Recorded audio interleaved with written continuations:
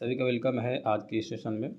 दोस्तों, आज इस वीडियो में ट्रांसफ़र से संबंधित सारा जो है आपका कन्फ्यूज़न दूर हो जाएगा। बहुत सारे सवाल जो आपके दिमाग में चल रहे थे सब ख़त्म हो जाएगा।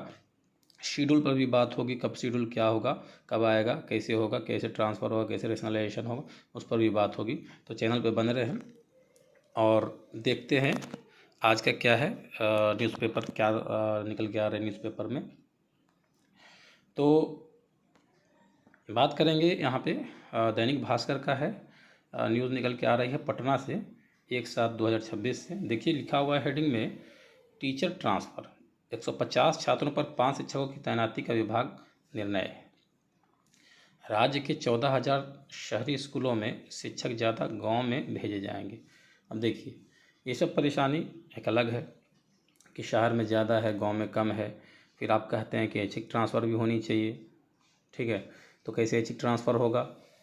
जिसको आप जहाँ भेजेंगे तो वो तो गांव में जाएंगे तो उसका ऐच्छिक ट्रांसफ़र थोड़ी ना होगा। तो उसके लिए एक प्रॉपर गाइडलाइन होनी चाहिए कि हम सबका बात रख पाएँ, कैसे क्या करना है। जो आप गलती विभाग कर चुके हैं उसको सुधारेंगे तो किसी शिक्षा का नुकसान नहीं हो। मैं तो ये कह रहा हूँ शिक्षा का किसी का नुकसान नहीं होना, क्योंकि गलती आपकी है कि आपने किसी ज़िला में ज़्यादा भर दिया, किसी ज़िले में कम शिक्षक को रख दिए। ये पहले ही आपको सोचना चाहिए था। आज एक शिक्षक को कहीं और भेज देंगे, ऐसी जगह भेज देंगे जहाँ पर वो जाना उसका मुश्किल हो जाएगा। लेडीज़ है, महिला है तो कैसे जाएगा, सिंगल है, उसे को पहुँचाने वाला नहीं है, साधन नहीं है, समझे। तो बहुत सारी समस्या होती है। गलती है विभाग की कि आप एक टाइम में उसको पूरे सिटी में फुलफ़िल कर दिए, ग्रामीण को छोड़ दिए और आज फिर उसको निकाल करके ग्रामीण में भेज रहे हैं। या भेजना गलत नहीं है या विद्यालय में भेजना गलत नहीं है, लेकिन ये चीज़ें गलती आपकी है। और आप एक तरफ कहते हैं ऐच्छिक ट्रांसफ़र है, तो उसके लिए आपको शेड्यूल तैयार कीजिए और शेड्यूल में प्रॉपर सबका हित की बात हो। तो इसी चर्चा के साथ हम लोग देखेंगे कि क्या क्या पॉइंट है और वहाँ पे ही हम आपको क्लियर करेंगे कि क्या हमारा नुकसान है, क्या बेनिफिट है, ठीक है।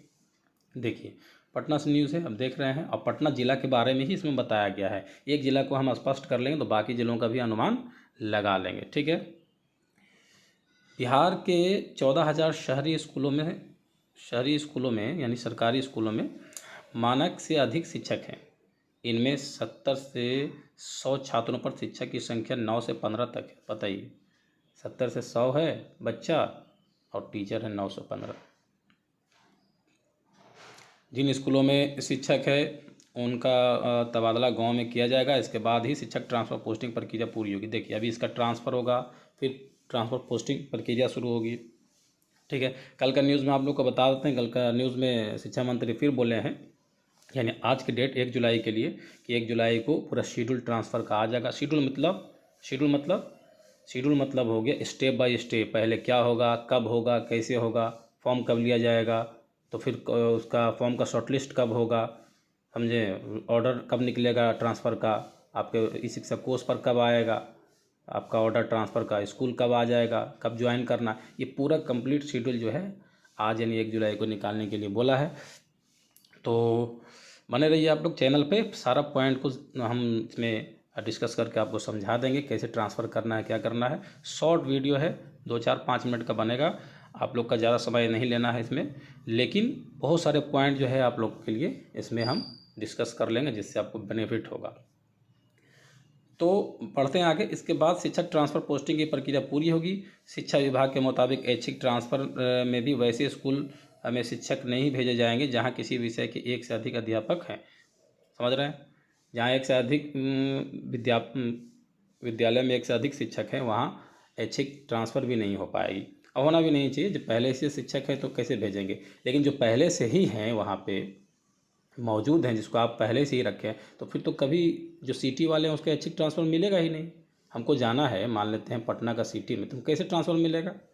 पटना वाले तो कभी जा नहीं पाएंगे क्योंकि आप पहले बता रहे हैं कि पटना फुल है।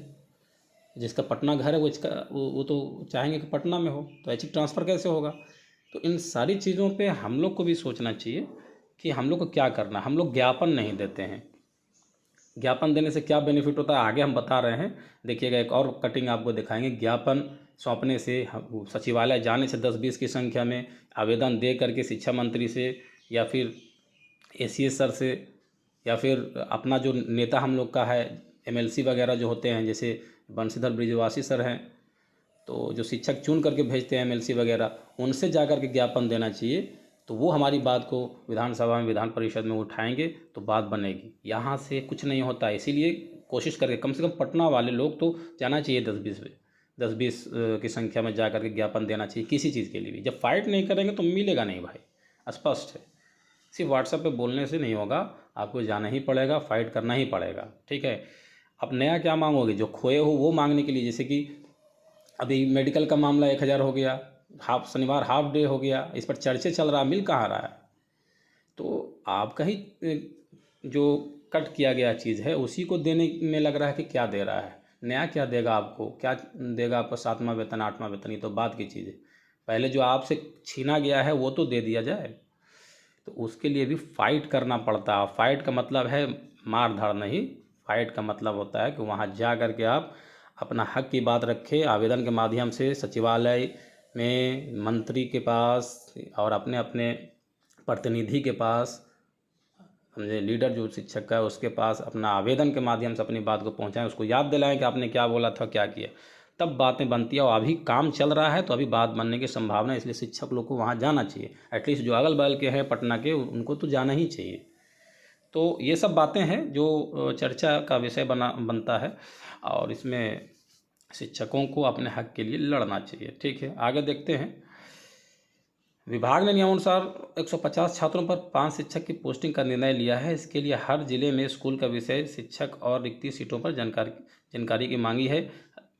मांगी है हर विद्यालय से। ठीक है, कितना आपका बच्चा है और कितना सीट है। ठीक है, हर स्कूल में कम से कम एक साइंस टीचर होंगे। स्कूलों में अंग्रेजी गणित साइंस के शिक्षकों की पोस्टिंग में विशेष सतर्कता बरती जाएगी। इनका वर्गीकरण कर तैनाती की जाएगी। हर स्कूल में कम से कम साइंस के एक शिक्षक को रखने की योजना है। ऐसे में साइंस गणित अंग्रेजी के शिक्षकों के ऐच्छिक स्कूल में ट्रांसफ़र की संभावना है। देखिए, साइंस गणित और जो है अंग्रेजी का ऐच्छिक स्कूल में ट्रांसफ़र होने की संभावना ज़्यादा है, ऐसा बता रहा है। सभी जिलों में को मिलाकर 29 जिलों में से एक भी शिक्षक नहीं है जहां छात्रों की संख्या भी कम है। वहीं 2977 स्कूल में महज 2 शिक्षक, बताइए, 2977 स्कूल में 2 ही शिक्षक है। अच्छा, एक बात और आप लोग ध्यान दीजिए, आप लोग देखे होंगे मिनिमम जो प्राइमरी में है 1 to 5 में गवर्नमेंट रखी है 1 से 2 टीचर रहेगा। 60 बच्चे अगर हैं तो 2 टीचर रहेगा। एक बात बताइए, दो टीचर जो है 60 बच्चे को कवर कर लेगा, कर पाएगा क्या दोनों कंटिन्यू रहेगा? 5 क्लास का रहेगा ना, 60 बच्चा में 15-15 बच्चा ही या 12-12 बच्चा ही हर क्लास का है, तो 5 क्लास तो मर्ज करके चलाना पड़ेगा। तो एक शिक्षक 5 क्लास को मर्ज करके चलाएगा तो क्या एक टाइम में क्या 1 को पढ़ाएगा कि 2 को पढ़ाएगा, किसका टॉपिक रहेगा? और अगर एक छुट्टी पर चला गया तो दूसरा क्या करेगा? एमडीएम कौन देखेगा? तो इसके लिए हम लोग कोई आवाज़ नहीं उठाए। तो ज्ञापन देना चाहिए, फाइट करना चाहिए जहाँ तक आप कर सकते हैं। तो सब चीज़ें तो है ना, बस एक ट्रांसफ़र को लेकर के बाकी चीज़ें आप छोड़ दें, ऐसा नहीं ना है। सब एक दूसरे से रिलेटेड होती है और सब चीज़ का डिमांड होनी चाहिए, तभी आप आगे बढ़ पाएंगे।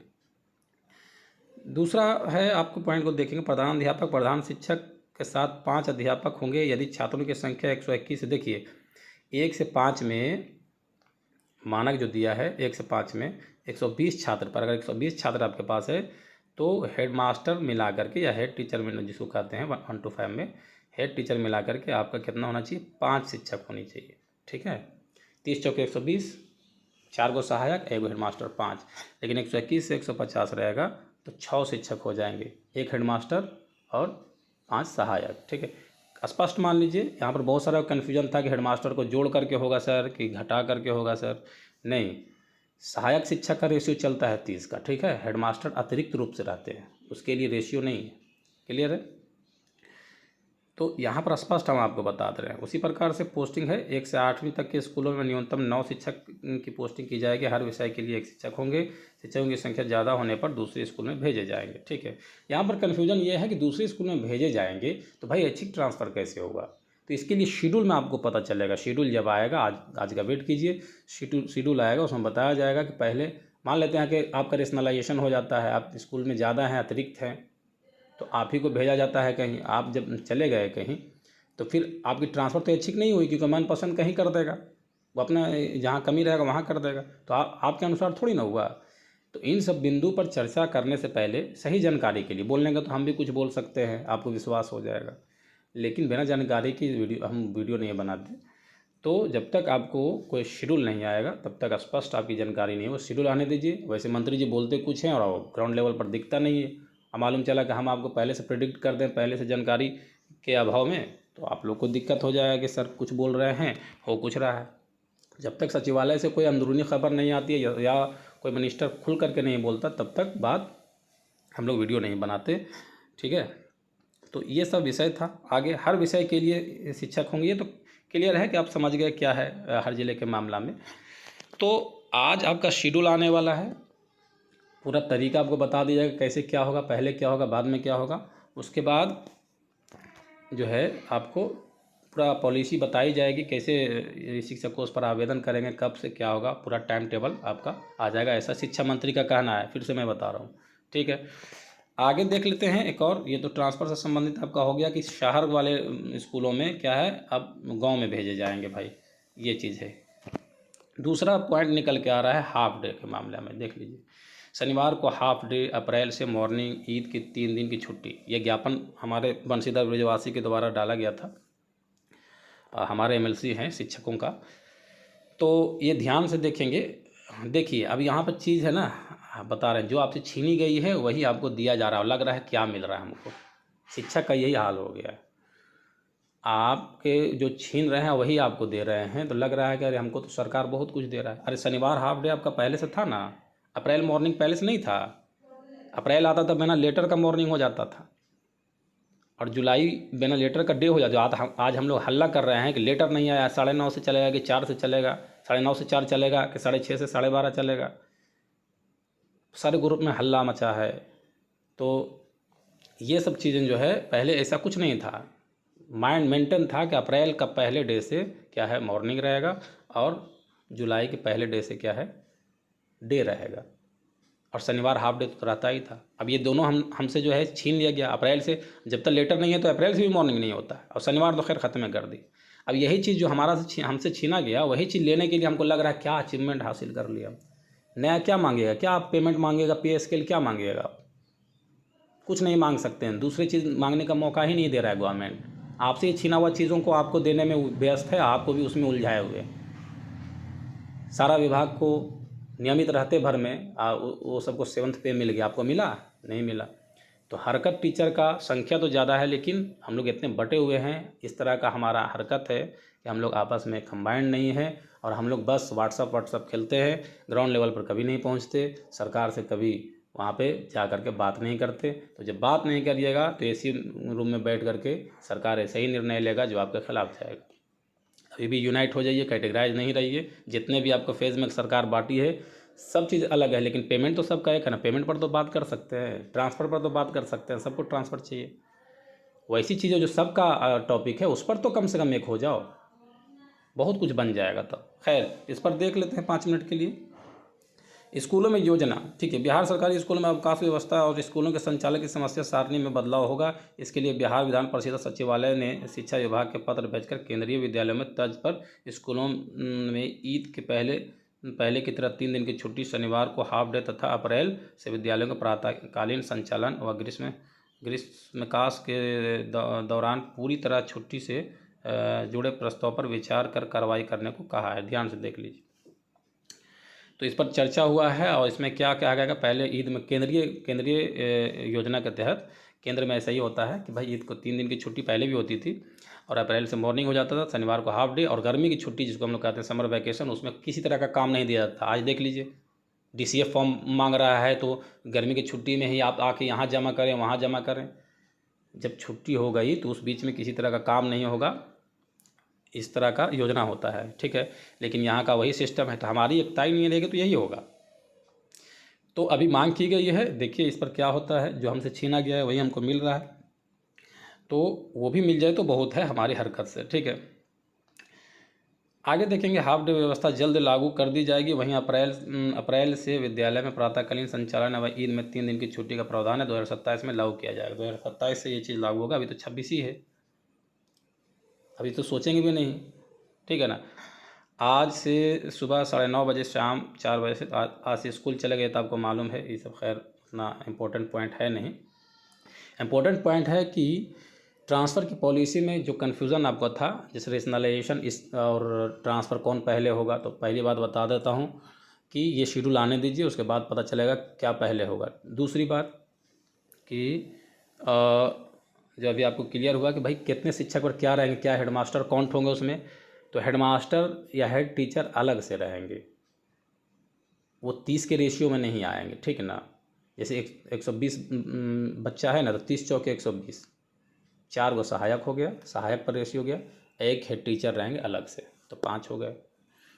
उसी तरह से 121 से ऊपर होगा, 120 से ऊपर, तो उसके लिए 5 सहायक हो जाएंगे और एक हेड टीचर हो जाएंगे। ये कन्फ्यूज़न भी दूर हो गया और शेड्यूल आज आ जाएगा, सारा क्लियर हो जाएगा। हम हर पॉइंट पर जो सही पॉइंट होगा, जेन्युइन होगा, पहले न्यूज़ को हम वैलिड करते हैं तभी वीडियो बनाते हैं, तो तब आप तक हम पहुंचाते हैं, ठीक है।